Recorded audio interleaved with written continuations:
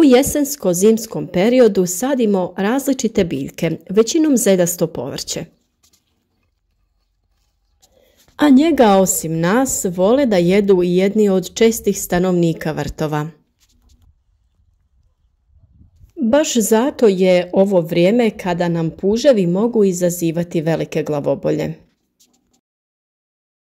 Naime, uslovi su idealni za njih. Dovoljno je toplo, a jesenske kiše osiguravaju potrebnu vlagu.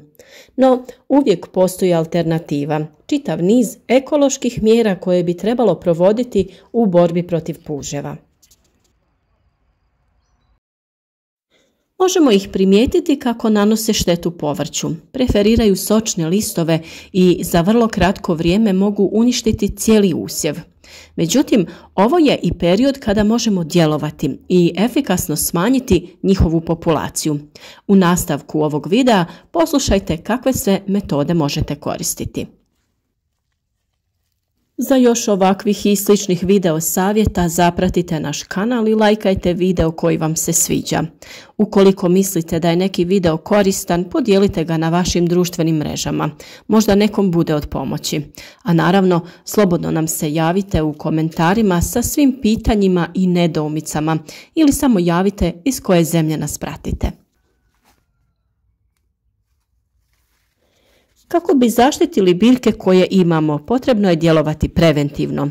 Korov je potrebno redovno uklanjati, a biljne ostatke odnesite što dalje od vrta, jer ih rado naseljavaju puževi i odlažu svoja jajašca. Privucite korisne životinje poput žaba, ptica i druge prirodne predatore na svoje imanje.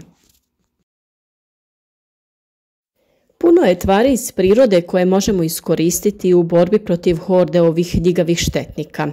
Ljuske jaja i školjki, iglice četinjača, pivo, palenta, kora agruma, amonijak, ocat, drveni pepeo, pijesak, oštro kamenje, senf ili pak ljutu papriku u prahu.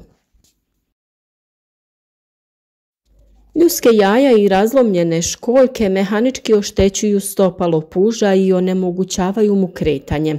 Najčešće se od njih prave barijere koje predstavljaju granicu. Potrebno je da su široke do 10 cm kako bi bile efikasne. Izlomljen materijal se posipa po ivice vrta, gredice ili oko biljaka, a sličnu ulogu mogu imati piljevina, krupni pijesak i oštri šljunak. Praškaste tvari nagrizaju vlažno stopalo, ali ih treba primjenjivati dalje od biljaka. U ovu grupu ubrajamo drveni pepeo, senf, papar ili čili papriku u prahu. Često vrtvari prave mješavinu od ovih navedenih sastojaka. Kada se koristi na stazama, rubovima parcele ili pored mjesta odakle dolaze puževi, možemo dodati i sitnu sol u manjoj količini. Iglice crnogoričnog drveća imaju ulogu odbijanja štetnika, koji se ne mogu kretati po njima zbog oštrih vrhova. Postoje mjesta gdje se oni skrivaju, to su najčešće mračna i vlažna područja kao što je ispod dasaka, vreća, drveta i cigle. Kada podignemo dasku, skoro uvijek ispod pronalazimo puževe koji su se tu sakrili. Biti će dovoljno da ih pokupite i odnesete van vrta. Zamke za puževe se prave od piva, palente, prevrnutih posuda, ostavljanjem daski i cigli, okrenute kore citrusa, prvenstveno naranče. Kada se uhvate u njih, skupite ih i uklonite.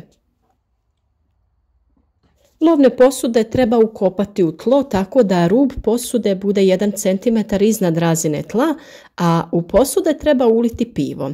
Miris piva privlači puževe.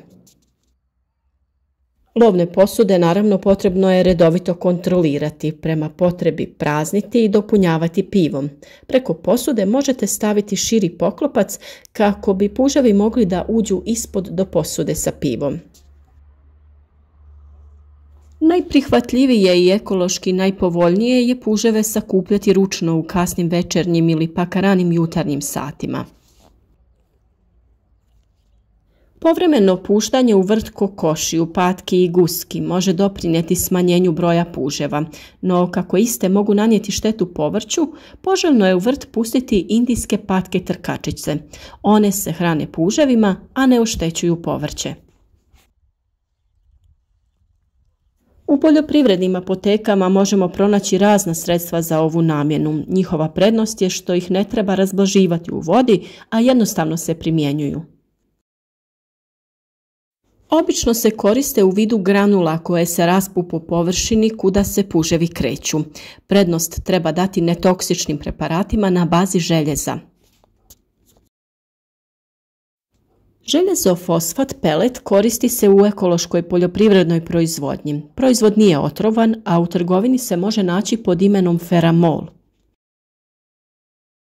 Taj pelet je uputno postaviti u posude kao mamce. Sadržaj u posudama nije u direktnom kontaktu sa biljkama niti sa tlom, te nema negativnog djelovanja. I što drugo reći nego da se nadamo da će vam barem jedna od navedenih metoda biti efikasna, bilo da vrtove i povrtnjake u potpunosti očistite od puževa ili njihovu prisutnost i štete svedete na minimum.